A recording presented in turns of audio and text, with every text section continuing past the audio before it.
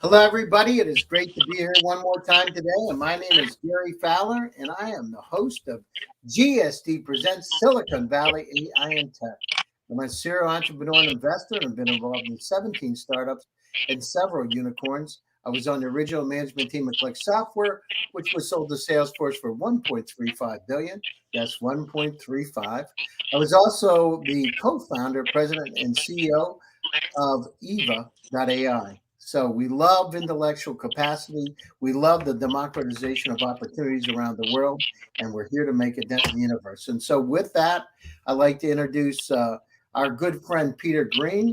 Peter is the founder and CEO at Rehabu in Helsinki, Finland. Yes, way up in Helsinki.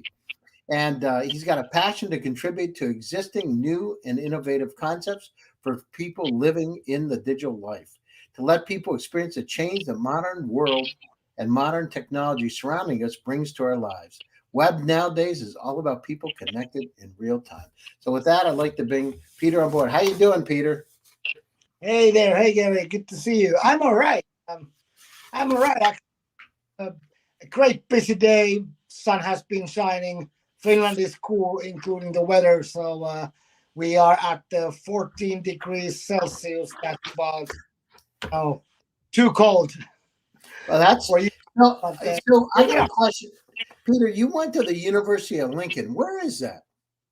Lincoln is in Lincoln, UK, in the Okay, sort I of the was going to mid. say that sounded like something that would be in near Chicago.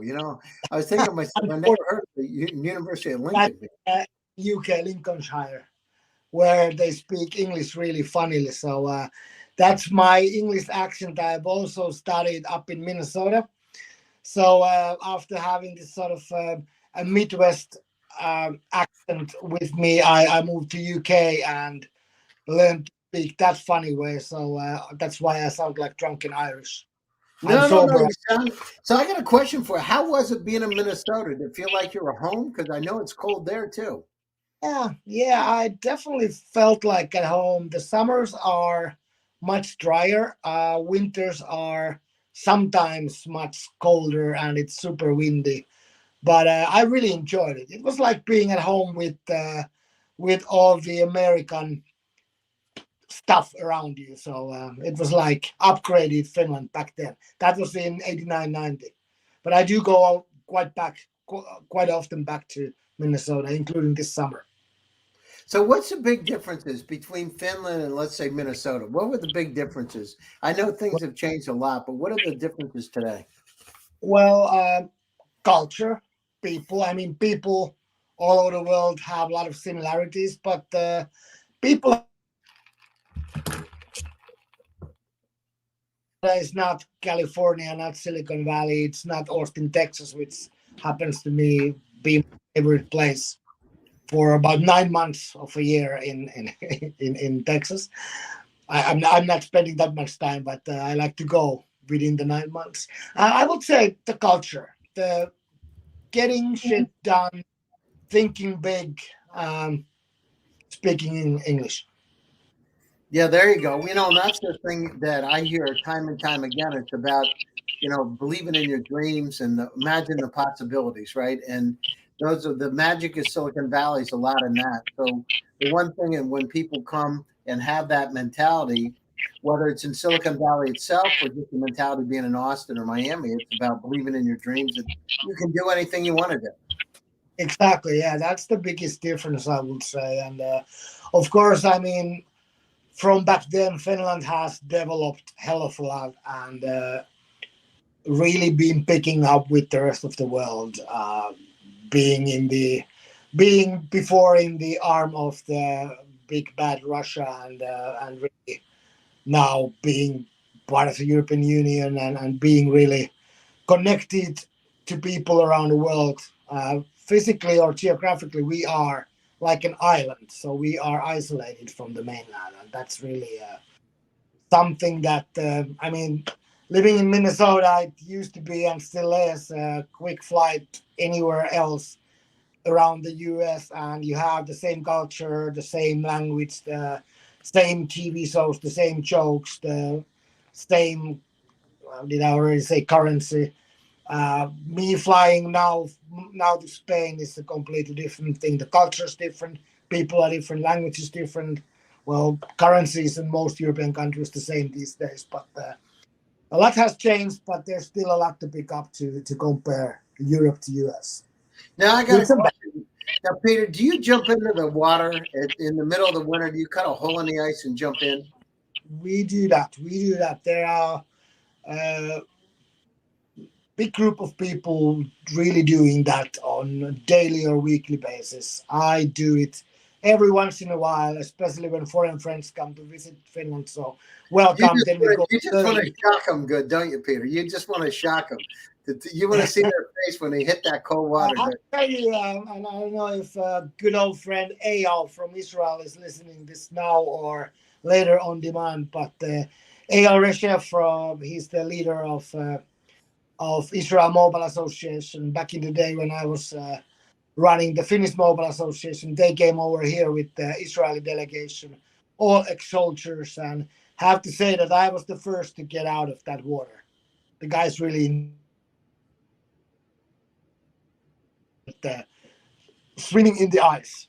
So Wow. not always shocking for my guests. But, And so not, welcome, Gary. Gary to Finland. I believe Derek had his share of frozen ice or frozen yeah, water no, already. I've done it. Earlier. I've done the plunges myself, so I know what it's like. I've been in this situation, and but I'm Greek But American, and Greek American. one thing you and all the followers should look into is ice hole pitching event held in Oulu, northern Finland, annually, and you go to a ice hole and pitch, and the investors are laughing at you and Wait a listening minute, to you your. go in the hole and you're pitching? Yeah, you are in the ice cold water when you're pitching, and My God. so the 1 minute, 120-second, max 2 minute pitches, they get to be very short and precise. There are a few crazy guys. One is Alan Laubs. Hi, Alan, if you're listening. Alan is one of our good friends, an investor, big impact investor from Portugal. He was here pitching a couple of years ago. He'd been practicing, and he's a really tough guy. So he was there for a couple of minutes doing his pitch. That was amazing. Now, how long can you stay in the water, Peter, before you start to have Uh, problems? Depends. I mean, I know people who can stay there for minutes. For me, it's more likely dip in and get out as fast as I can. It is a bit shocking, but the breathing is the most important thing. Once you control your breathing, it should be all okay. That's what they tell me, but I still jump out and run this out. Excellent. All right. So tell us a little bit, so in terms of your own background, I know you were working with Saitama Interactive, where you were doing a client director and Ramblers Digital. So what Yeah, was your entrepreneur journey like? As you've gone down through, you've been working with a lot of companies, Easy Insights, Morning Digital Design. What was your yeah, journey like? And then I see that you went to project with GE Healthcare and Health Innovation Village. yeah. So, what's your journey been like in terms of entrepreneurship? It's been a wild, interesting ride, ups and downs. Earlier this week, we had a Entrepreneurs Day, or as in the Finnish language, being an entrepreneur means being a tryer. So a real tryout day, and that's when I figured out that I started to be a full-time entrepreneur in 2012. Before that, had been running companies such as Rambus Digital. That was a sidekick or a subsidiary of Satama. But let's start with Satama because that was my first real work apart from family company where I've been working since a little kid, or restaurants and bars where I've been working as a bartender during the school days. So Satama Interactive was founded in 1997, and it immediately became one of the biggest and one of the newest or latest digital media agencies around the world. At that time, we were calling the media new media. And I was employee number 16. I got to be there through a merger from Interweb Design, which was a crazy web studio with techno music playing loud and soft walls. And that's why I always said that I never had a real job, because that was not a real job. It was a bunch of friends doing cool stuff together with the cool clients, such as Nokia mobile phones. That time was still very small, but started growing super, super fast. And then Satama, I was mostly in charge in my 10 years career there. I was mostly in charge of Nokia. And my team for Nokia, we were called involvement marketing or experience marketing team. One of the first time people used that kind of wordings. And we traveled around the world with Nokia. Our main task was to introduce new devices and new technologies, such as the first camera phones, the first music phones, the first 3G phones, also image sharing, video sharing, picture sharing, Instagram before Instagram was even established, kind of things. So we really did the hip and cool stuff, and the main thing was at the events talk and actually let people get involved and thus understand really what the new technology will do. And thanks for Nokia, Apple is where they are now with their 2 grand mobile device launch. Well, you've seen a lot. I mean, you saw Nokia in the heyday, right? When Nokia was like Yeah, top. What happened to we, Nokia, Peter? we What? went What? up and down with Nokia. So Rampus Digital was a spin-off of Satama, together with an event agency at that time called Eastway. Nowadays, it's part of a huge company called Bright Group, and also Satama merged later on. It's nowadays a consultancy house called Trainer's House, and that was a story about it Well, that's interesting. And as you get, right now. as you, So Satama and Eastway decided to merge together, or to build up a company together for digital event marketing and digital event media. And that's what we were doing. And I'm kind of still on that road. Funny, we had a Satama reunion now, way over 20 years after Satama collapsed. We were first having the Nokia account meetings, all the client directors. We had a nice dinner and remembered a lot of good stuff. Hope you guys are watching. We had 9 people in dinner, and after that we went to see many other Satama people at a local bar we used to go to, and that's like, we keep together. We really stick together. So Satama spirit was very strong in that company.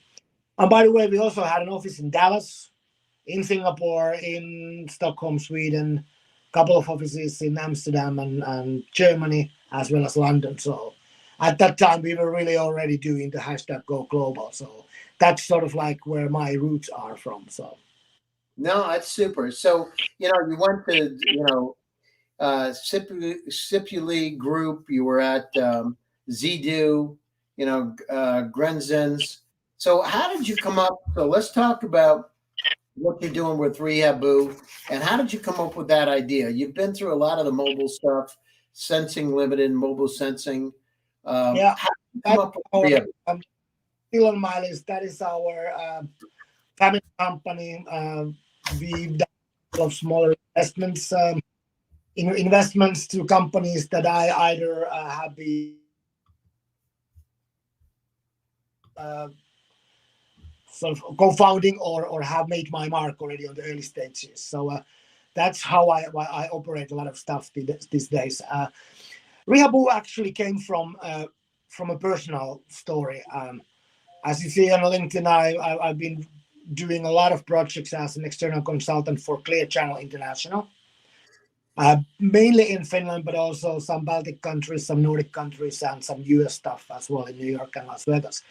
And we had a campaign for Polar Electro, a Finland-based, one of the world's first heart rate monitors, like my Apple Watch at the time is doing the same stuff. And they had a campaign. We used Microsoft Kinect 3D depth cameras, and we created a little gamified thing that was running on a couple of shopping malls. And while installing that, or helping the assembly guys install it, I was doing a lot of movements, and I had my shoulder surgery a couple of weeks earlier, or actually a month earlier.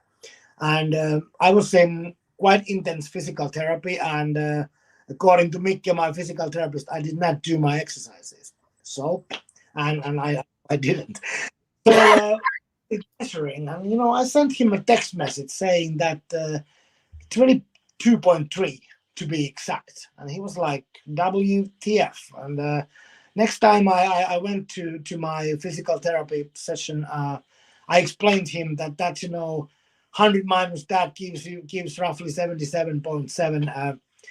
I don't know if I calculated that right, but gives roughly that, like my trajectory or my motion and movement. And why didn't you tell me that? That would have motivated me to get to the next level. And he was like, "Oh yeah, so you would like to have a game like that?" I said, "Yeah, I would like to have a game like that. And actually, I'm having a game like that, and I'm making it right now." And that's pretty much how Rehabu idea started. It was called Motion is Lotion. At first, it was just an idea, and jumping a bit.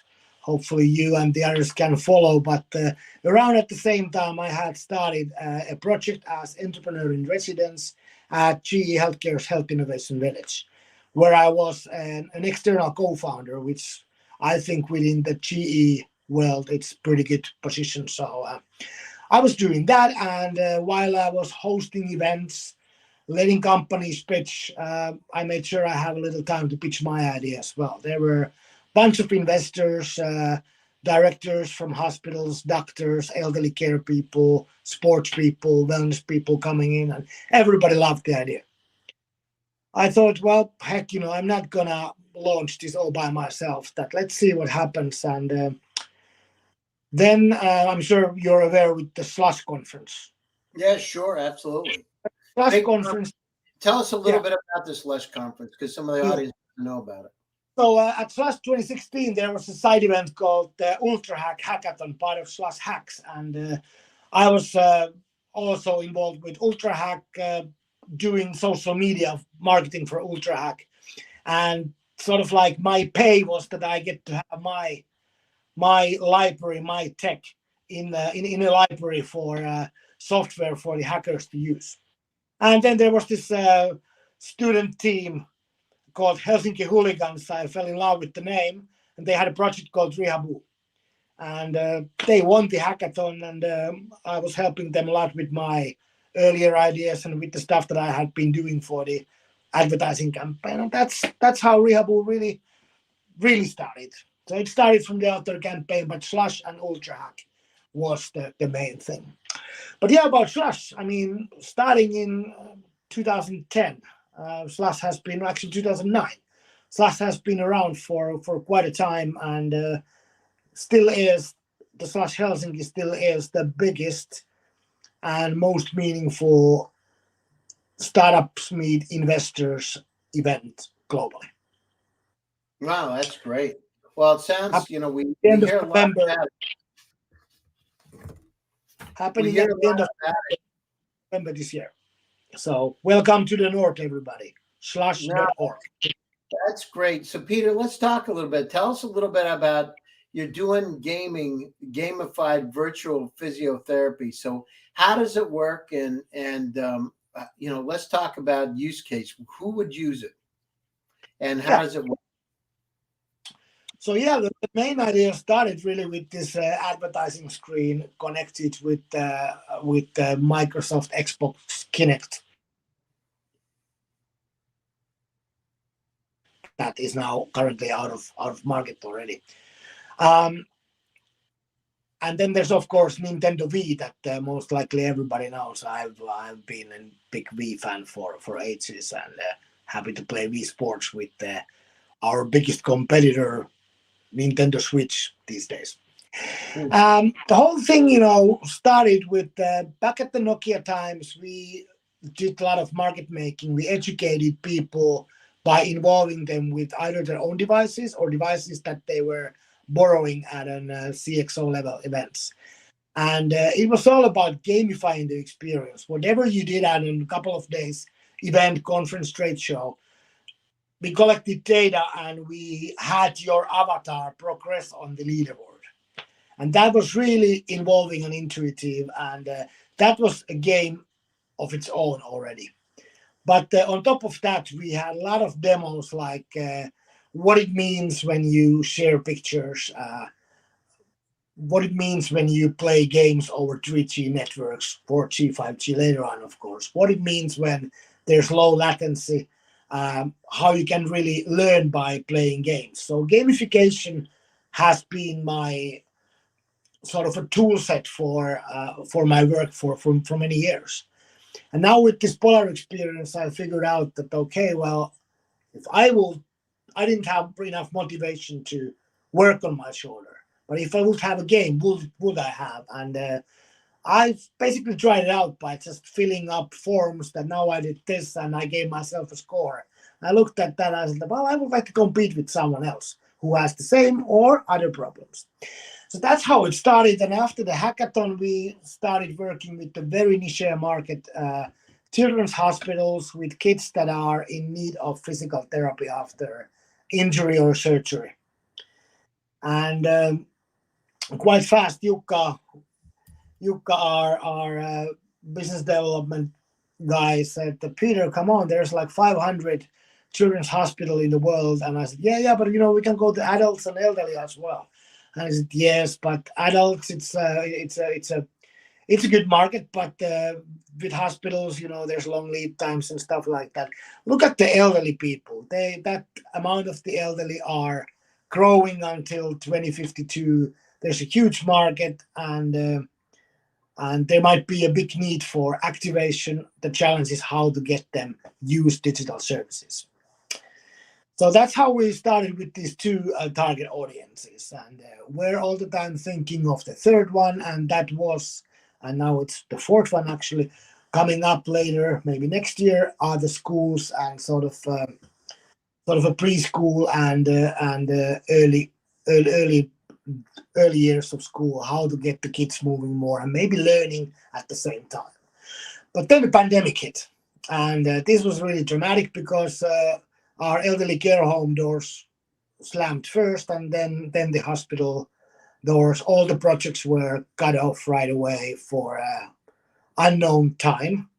And I thought, like, that's it. We have a great technology and nobody can use it. Mm-hmm. Well, luckily, I've heard from many, and especially in the US, from many caretakers that, hey, we will need this in our staff room as well. We really should, do the walks and do the squats and do the jumps and do this little kind of break exercise. That can we just turn the device the other way? And I said, sure, you can, but this physical therapy game is like very much directed into something. So we need to create, an overall activation game for you.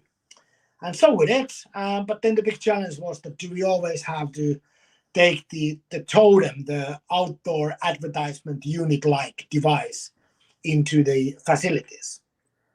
And from the children's hospitals, we already had learned that we need to have home training because surgery or operations or hospital is normally done in the day operation. So it's 1 day in a hospital and then 3 months at home and visiting physical therapists weekly or bi-weekly. So we knew that we need to have something for home, but we can't, ship Kinects for everyone or Nintendo Wii devices. So we thought there needs to be a way we can take this into any laptop.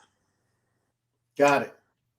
There was no way, and we found the way. The thing is that you can run it on a gaming laptop that has NVIDIA GPU, pretty powerful. So that's capable of doing the AI motion sensing that we do. So we use artificial intelligence to detect the moves, even without the motion sensing camera.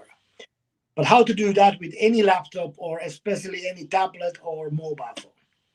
And that's when we figured out we'll do that in the cloud. And pretty much everybody said that it's impossible. Won't go into names or organizations here, but once I heard that cannot be done, I was like, oh, too bad.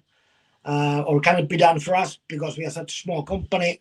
I said, well, too bad. And then when I heard that actually it is impossible, I said, no way. We can figure it out. And we did. No, that's great. And so, remind me because there's a person I talked to at Schneider, which is one of the top children's hospitals in Israel today, the head of Hey, innovation there. So just reach out to Jane and she'll put you in contact with them. So I they're definitely. interested in technologies. I just had the conversation today. Oh, great, great, great. Yeah, and Israel is great. Been doing a lot of stuff with Israel mobile companies around around trade shows and events in all, well, mainly in the US and Europe, but the good stuff. So tell us a little bit of what are you trying to do today? Are you raising money or where are you Yeah, in well, the you know, journey? funny thing, we had a good chat with Derek and Nick earlier about this, but Pekka Parnanen, who's hopefully online in California. Hi there, Pekka is helping us to look at the US go to market, and his favorite saying is that you don't know enough. The time is the time when the time is right. Then by that we need to know something, and we started talking. Late last year that an accelerator program would be great, and Techstars approached us that they have a new thing called physical health accelerator out of Dallas Fort Worth, and that we will be a good fit for that, and invited us to apply.